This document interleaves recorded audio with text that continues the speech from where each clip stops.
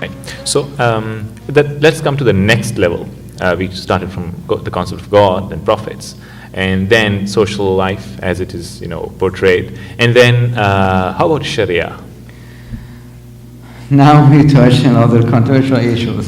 So Sharia, Islamic Sharia has been described as very brutal and very sometimes very hard and restricted by non-Muslims. It is not the case. First of all, when we come to Sharia, Sharia is very different from the Bible. So that's a big evidence that Quran is not a copy of the Bible. Otherwise, the Quran and the Bible must be identical. And for example, in the Sharia, we have daily prayer. Show me in the Bible to have daily prayer the way that we do it. We have fasting of 30 days of the month of Ramadan. Show me in the Bible. We don't have such a thing in the Bible, 30 days of fasting in the Ramadan. We have pilgrimage to Mecca and other things that, homes and other issues. One more thing that I would like to mention about Sharia, for example, about divorce, that although in Islam, divorce is the most discouraged thing that one should avoid to divorce, but finally, if the point of divorce comes to divorce, there is solution for a lady who finds out that her husband is an abusive husband or something to come out of this conjugal bond. Yes, bond. But if you want to follow the Bible, then the lady cannot be out of the marriage. There's no way? No way, yeah. That's why in Ireland, there was dispute between Catholics and Protestants what we should do. Because according to Catholicism, woman cannot get divorced. So, and Protestants said yes, there must be such a right. And finally they said, okay, we put it in vote. People vote whether we should acknowledge divorce or not. So there are some examples. One more example I'll just say, and then is the result of that voting now part of the Bible, by the way? Yes, it is the case. Just one more example of Sharia. For example, about punishment, about stoning. There is no single mention of stoning in the Quran. If you remember, Brother Sajid, in another video we have talked about Quran's perspective about the stoning, and we said there is no single mention of stoning in the Quran. We have 1 or 2 times mention of this word, just quoting from non-believers who threatened the prophets to stone the prophet to death. But Quran doesn't say you must stone to death. But when we go to Bible, we look at the Bible, we have in different cases the Bible recommends and suggests that punishment must be stoning. So when we come to Sharia, they are really different from each other. They are not identical at all. Right. As we are probably running short of time, so I will quickly sum up a few more topics that are easier to find out. About the origins of these two books. Mm-hmm. If we say that these are Quran is a copy of the Bible, then there should be similarities between the origins of these, in the sense that then we should look at how Quran developed into a book. So Quran was revealed over a period of 23 years, mm-hmm. and it is just one single book, mm-hmm. organized into a certain number of surahs, while Bible is a number of books, 58 books, plus 16 that are probably disputed, and written by several people. And different versions in different periods and different times. So there are fundamental differences between how, and one other point that is commonly referred, could Prophet Muhammad, peace be upon him, actually read and write?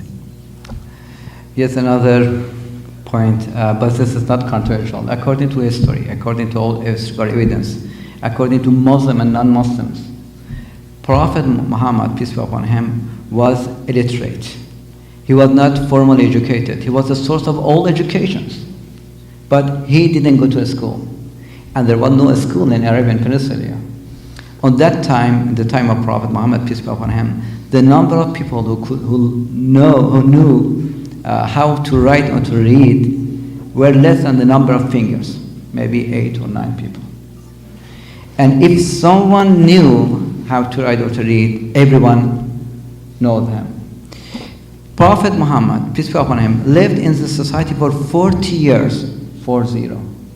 And anyone who was encountered with Prophet could know if Prophet was taking any courses or not. So he was not educated at all. That's what Quran says, مَا كُنْتَ تَخُطُّهُ بِيَمِنِكَ. You are not writing by your hand. Otherwise people would doubt, where did you get it?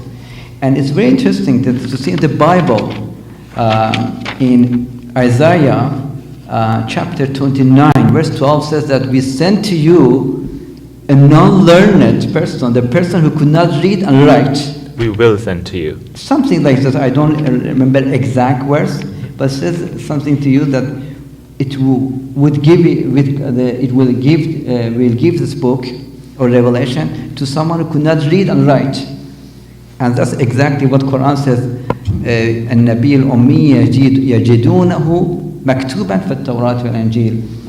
Quran says that they see in their book that the book mentions that there will come a messenger who was not learned, who was not formally educated, and he is going to come and to bring the message to them. So basically Prophet Muhammad, peace be upon him, was not formally educated. He could not write or read.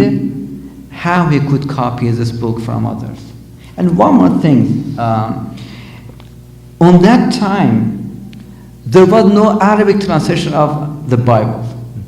The Bible, the earliest translation of the Bible was in 10th century. Almost 300 years, and some people say 250 years after Prophet Muhammad. The Old Testament was translated 250 years after Prophet, and the New Testament was translated after 700 and some people said 1,000 years after Prophet Muhammad, peace be upon him. So how come Prophet Muhammad, who was not formally educated, and there was no copy of the Bible at that time, could copy the Quran from the Bible?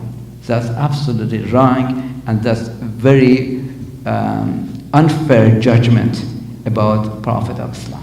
When the existing Bible was either in Hebrew, Syrian, or Greek, and not in Arabic. That's right. So, quickly summing up the scientific side. It has been argued. You in our discussion at some point you mentioned there is a famous author and a book.